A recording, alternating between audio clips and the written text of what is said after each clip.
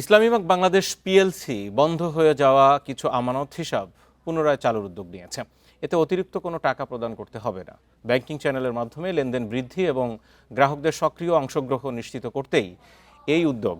সোমবার এক নির্দেশনায় বলা হয়েছে, সাম্প্রতিক সময়ে উদ্ভূত পরিস্থিতির কারণে অনেক গ্রাহক ব্যাংকের বিভিন্ন আমানত স্কিমের হিসাব বন্ধের পর আর চালু করেনি।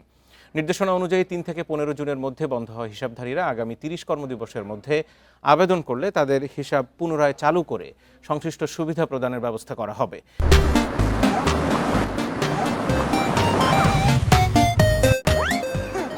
এজন্য ব্যাংকের সব শাখা ও উপশাখাকে প্রয়োজনীয় পদক্ষেপ নেওয়ার নির্দেশ দেওয়া হয়েছে।